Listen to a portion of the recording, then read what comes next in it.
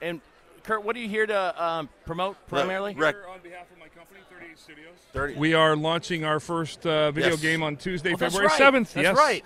Called The Reckoning. It's Kingdoms of Amalur is the universe, but the game is called The Reckoning, and it is actually, it's kind of like a second opening day to a second career, and it's been 5 years in the making.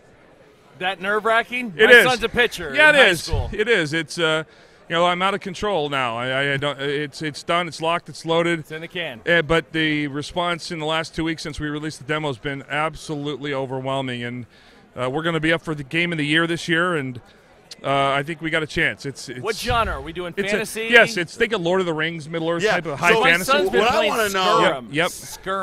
Skyrim. But he so, plays it constantly. Yeah, so you need to let your son know that the early reviews are it's like Skyrim but really good.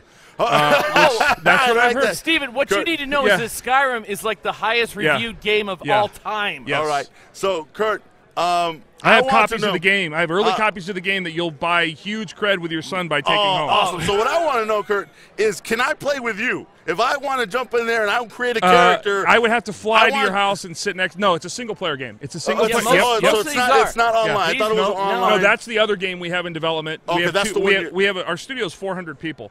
We have broken up over 2 studios. 38 studios, right? Yep. Our Baltimore studio made Reckoning, and that's shipping Tuesday. And then our Providence studio is making what we call Project Copernicus, which is launching after Reckoning comes out. Well, if you do want to come over to the house, we have a great comfy chair, man. You can sit with us. We've got the PlayStation and the Xbox. So all right. We're covered. All right. He even has a week. He has younger kids. Now, Curt, how the heck do you do this? Well, here's the thing. Here's what we know, Curt. You actually played in your hotel. You're on the road, a lot, getting ready to pitch, and you're in your hotel room playing. Yep. I had a lot. I generally didn't do it on the days I was pitching, but yes, I had a lot of free time. That's what I was a starting pitcher, and in professional sports, I think the only easier position time-wise would be a punter. Time-wise, yeah. I mean, but come on, My son's 17 and pitches. I will not buy that. Well, how about kickers? How about kickers? Well, We've got. Have you seen our kickers here? Oh, nice. We've got the conduct zone. That's wrong. Is it wrong? Oh, that's so wrong. That's so. No, but I had a lot of time. And if you think about my career arc and what it coincided with from a media perspective. ESPN was just beginning to be big at the beginning of my career. Over the last 15 years, it's exploded, right? I mean, nowadays you can take iPhone pictures of a player standing at a hotel elevator with someone he's not supposed to be with.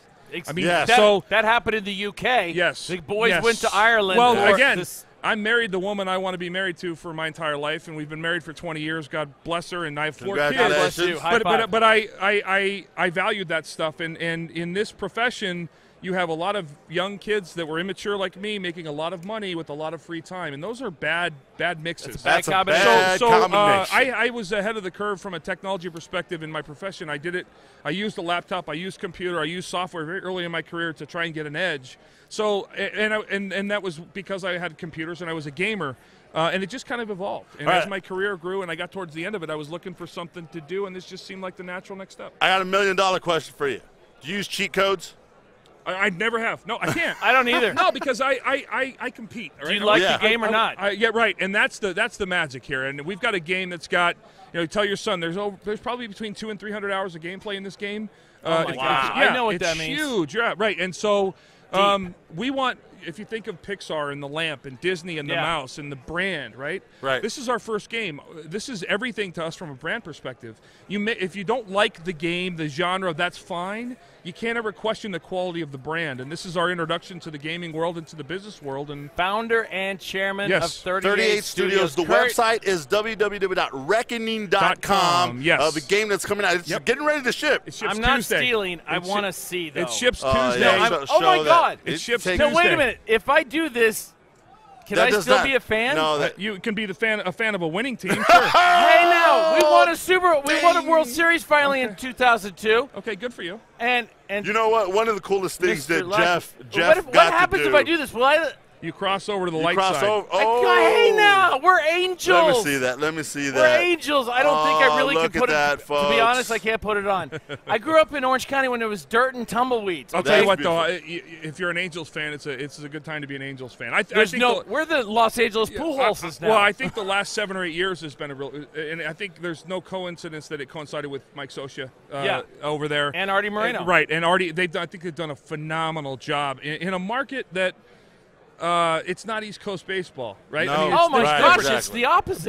But I can remember in the postseason those fans turned out, and it was a fun place to play. I was there for every freaking game. It was a fun place to play. I mean, Rally Monkey aside, there's a lot of pure baseball out there to be played. San Francisco got me off guard as well. Anaheim and San Francisco seem to be much more East Coast than West Coast. It is. And you enjoy playing there as a competitor. NoCal is East Coast, just on and the West. The difference is in Anaheim and in San Francisco, it's like New York. They don't boo players that suck. Right. Right? So if you go in there and play against the Angels and they're booing you and they're loud and they hate you, that means you've probably done something. You are good. Yeah, and that takes an intelligent fan base to do. Let me tell you, in the stands, you will not find, and I've been to tons of stadiums, you will not find more knowledgeable fans. They go deep, and they'll be asking questions. There's a rookie who's up for his first at bat. The place goes dead silent. That's everybody knows. Yeah. And that, trust me when I tell you, that's not lost on the players. Players understand that and know that. That's why they want to play there. And the value in it. Oh, there you go. See, there's your advanced copy. I got chills because my son's going to like me. You have no idea. You have no idea. His son's going to like him. And I honest to God, this game is a blast. So, oh my gosh! Right. So you can't have that. But see, okay. But still, we could show that. Take it back to Captain Fear, who's the mascot for the Tampa Bay Bucks. There is an iconic female dark elf in our world who's incredibly hot looking. Those are her name is Aylin Shear. That's one of her two daggers. Aylin Shear. Well, we've seen it. We're actually going to be showing putting clips of the video of this. But this looks like it could hurt somebody. Well, if it was real, it could. That's what someone in Uzbekistan said about my knife. I'll tell you what, the challenge is getting through TSA with that. Seriously. You can't have that. No, dude, it's rubber. It's rubber. It couldn't hurt anybody. Right. Now, Kurt, but it looks real. I made a father-son trip. My son's 17 now. About 7 years ago, we made the father-son pilgrimage to Cooperstown. Right. We go to the Hall of Fame, but he's 10, but he's precocious. Right. He looks at your sock, the bloody sock, there in the Hall of Fame, and he says to me, "Dad, that's not real."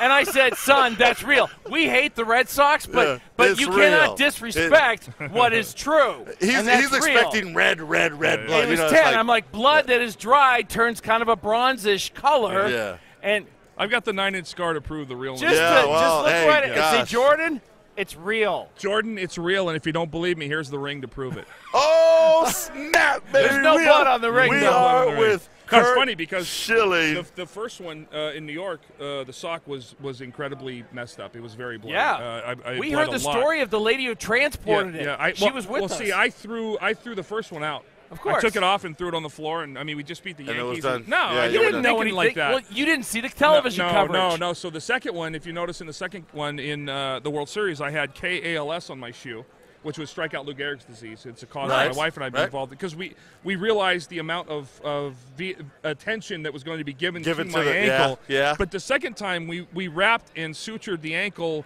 to try and avoid anything coming through. And that's what it didn't bleed out as much. Which makes for bad TV, but better, it was a better player experience. Now, I'm just noticing a theme here. Mr. Schilling here has a video game named Reckoning, and he's been married a long time to a good woman, I assume, because you're a baseball player, which means that she's a good woman. Yep. We have good women, and we cover the NFL, and we've been here. We're going to be here for 10 days doing our dream of chasing down the NFL stories. Right.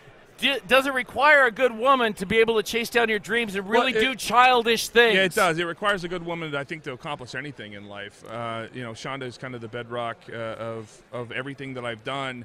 And if you think about it, I mean, she gave up most of our life together to baseball. She was a baseball widow. We have 4 kids, 4 wonderful kids. Yep, absolutely. 16, 14, 12, and 9. So she did the single parent thing a lot. In all honesty, I probably should have walked away from the game to give her the time back she deserved. She allowed me to do this. And so, there's a long, lengthy, worldwide trip in her future that's more than well-deserved. and well-earned. She's a cancer survivor. She's wrote a book, a New York Times best-selling book on raising children with autism. Give us the title. It's called The Best Kind of Different. Best kind of different. The Best Kind of Different. I actually know that title. Yes, it's about our 12-year-old son who has Asperger's. But you know what? There's no bigger gift. No, it was on the New York Times bestseller list. But having someone with Asperger's keeps you real. Oh, yeah. Because you have to so accommodate to his needs. Yeah, stuff. Unfortunately, it makes Kurt, me look thank you very much for the time. It's Reckoning, Reckoning.com. Yes. Check it out. I'm going to play it. Yep. Jordan's going to have to find me for that game. Kurt Schilling, thank you very much. Thank you, we guys. appreciate Thanks. it. Thank you.